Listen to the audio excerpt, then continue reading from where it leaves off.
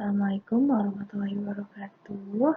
Nah, kita masih di materi 4 tentang sistem operasional pergudangan.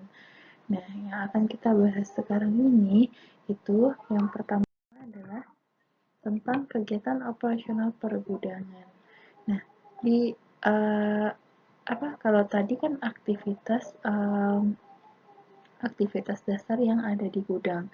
Kalau sekarang yang akan kita bahas adalah kegiatan operasionalnya sendiri.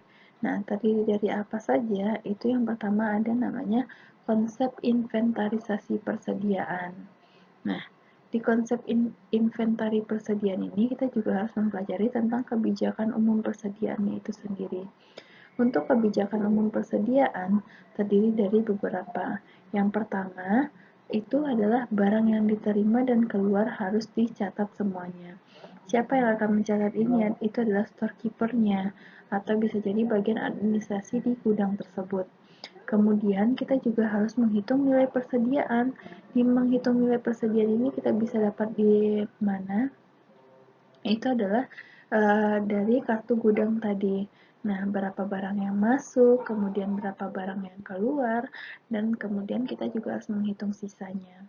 Kemudian selanjutnya, storekeeper bertanggung jawab dengan persediaan. Jadi, persediaan yang ada di gudang itu penanggung jawabnya adalah storekeeper itu sendiri. Jadi, bagaimana penyimpanannya, metode penyimpanannya, apakah FIFO, LIFO, kemudian bagaimana mengkodekan barangnya, kemudian nanti storekeeper ini juga bertanggung jawab misalnya agar barang tersebut tidak mudah rusak, apakah harus dikemas ulang atau bagaimana. Jadi semuanya dia harus bertanggung jawab dengan persediaan ini. Nanti mereka juga yang akan melaporkan bahan baku mana yang harus dibeli dan lain sebagainya. Kemudian selanjutnya itu adalah membuat master dan kode barang. Nah, apa gunanya masternya ini? Itu untuk mengetahui, misalnya kalau saudara punya apa ya namanya ya, punya pustaka kecil di rumahnya, pasti punya master kode dari buku-bukunya. Misal untuk novel kodenya N misalnya atau fiksi.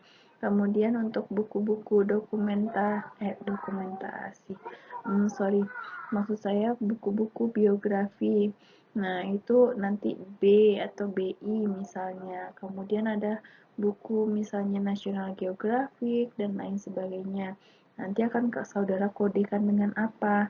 Nah, begitu juga dengan barang-barang yang ada di gudang ini. Kita harus punya masternya untuk pengkodean barang ini. Kemudian selanjutnya setiap barang-barang tersebut atau persediaan tersebut harus memiliki kode persediaan yang unik. Jangan sampai nanti kodenya itu umum. Jadi kita bingung sendiri mana nih yang kode A1, kemudian A1A. Kan itu A1, kemudian A1 itu amat sangat banyak jenis barang yang saudara buat di sana. Nah, harusnya misalnya A1 khusus untuk kacang hijau, misalnya A2 untuk kacang tanah, A3 itu untuk kacang kedelai. Jadi, kode A itu untuk kacang-kacangan, tapi nanti ada dibagi dengan huruf angka lagi. 1 itu untuk kacang hijau, 2 itu untuk kacang tanah, 3 itu untuk kacang kedelai, dan seterusnya. Kemudian, persediaan itu harus dilindungi oleh asuransi. Kalau dia udah perusahaan besar, itu biasanya mereka akan mengurus asuransi untuk persediaan mereka. Kenapa? Karena nanti jika terjadi apa-apa, mereka akan rugi besar. Misal terjadi kebakaran di gudang mereka.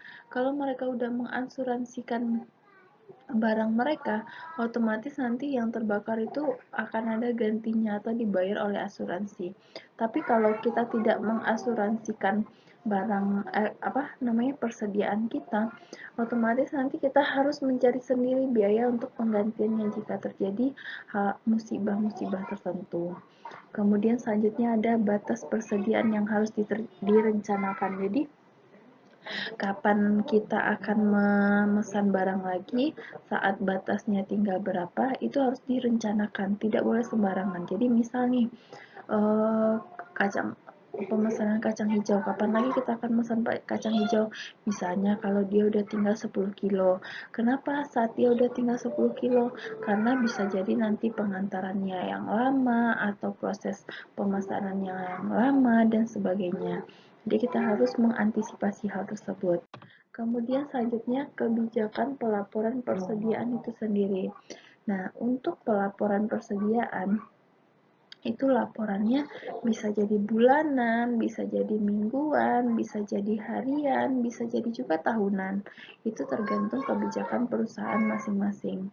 Kemudian pengawasannya itu harus rutin. Nah, untuk barang-barang tertentu yang punya sifat tertentu juga, mungkin yang harus di suhu dingin, kemudian yang sifatnya mudah meledak dan sebagainya, itu pengawasannya harus rutin. Mungkin 1 kali sehari, mungkin 1 kali seminggu, atau mungkin 1 kali 2 minggu dan lain sebagainya. Nah, kita juga harus melakukan pemeriksaan fisik persediaan. Untuk pemeriksaan fisik ini gunanya untuk apa? Agar kita mengetahui apakah kualitas persediaan kita itu masih bagus atau tidak. Nah, kalau kita tidak melakukan pemeriksaan fisik, ternyata saat dibungkus luarnya sih masih bagus ya, tapi ternyata isi di dalamnya udah mungkin kalau tepungnya udah ada kutunya misalnya, atau udah menyatu-nyatu gitu loh tepungnya. Paham kan ya? Nah, kemudian selanjutnya penyesuaian kelebihan dan kekurangan jumlah persediaan. Nah, kadang kan ada human error nih, jadi pencatatan jumlah persediaan ini ada kesalahan. Nah, kita harus memeriksa kembali apakah ada kelebihan atau kekurangan. Kemudian selanjutnya meminimalisasi dampak penghapusan. Jangan sampai nanti mereka kayak kendaraan bermotor kita ada pemutihan karena nggak bayar-bayar pajak ya. Nah, jangan sampai nanti seperti itu. Jadi kita harus lihat, jangan sampai nanti barang tersebut udah kadaluarsa, terus dia kena dampak penghapusan, jadi dihapus saja, atau barang-barangnya udah nggak diproduksi lagi, atau barangnya udah nggak dipakai lagi, karena apa namanya produk-produk terbaru udah nggak menggunakan dia lagi. Nah, itu kita harus jeli untuk hal tersebut. Kemudian yang terakhir itu adalah penyisihan persediaan. Nah, penyisihan persediaan ini sangat penting agar nanti apa namanya tidak terjadi pemberhentian produksi karena kesalahan kita. Kemudian selanjutnya kita masuk ke prosedur pelaksanaan stok opname. Jadi inventarisasi persediaan ini bahasa lainnya yang dikenal di keseharian si orang gudang itu adalah stok opname. Stok opname sendiri itu apa?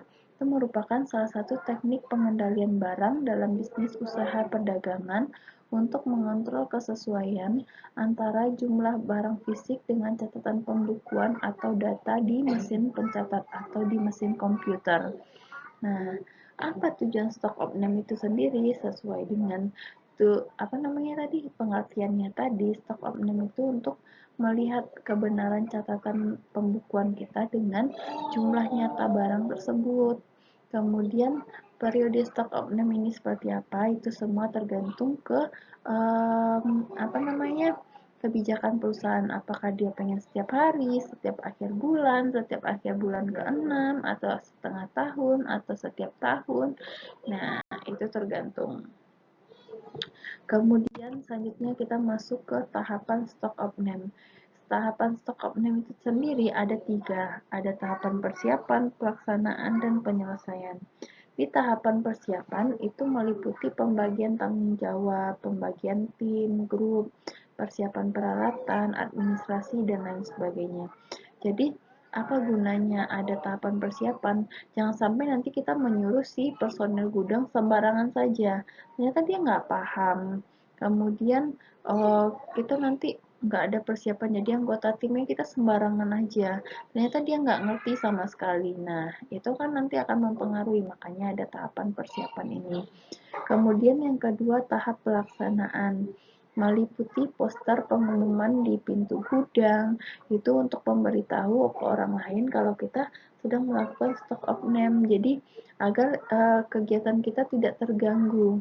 Kemudian selanjutnya perhitungan fisik dan tally sesuai. penulisan label pada fisik barang, penyusunan dan penyimpanan barang yang telah diteli. Kemudian tahap penyelesaian, membuat laporan fisik stock of name, merekonsiliasi antara hasil fisik dengan catatan administrasi, kemudian membuat berita acara dan ditandatangani oleh pihak berwenang. Kemudian ini beberapa dokumen yang berseliweran di stock of name tersebut, di kegiatan stock of name. Apa saja itu? Yang pertama adalah kartu barang atau kartu persediaan. Nah, kartu barang ini apa aja di sana? Misal nama barangnya apa, kemudian tanggal masuknya, kemudian dia tanggal keluarnya, kemudian sisanya berapa. Selanjutnya itu adalah bukti barang masuk. Jadi di sini kita harus punya laporan transaksi untuk barang masuk. Nah, dokumen terakhir itu adalah bukti barang keluar. Kita harus punya bukti barang masuk, bukti barang keluar, kemudian kartu persediaan. Nah, dari sana kegiatan stock of name ini akan lebih mudah dilakukan. Nah, sekian untuk penjelasan materi keempat ini. Terima kasih untuk perhatiannya. Assalamualaikum warahmatullahi wabarakatuh.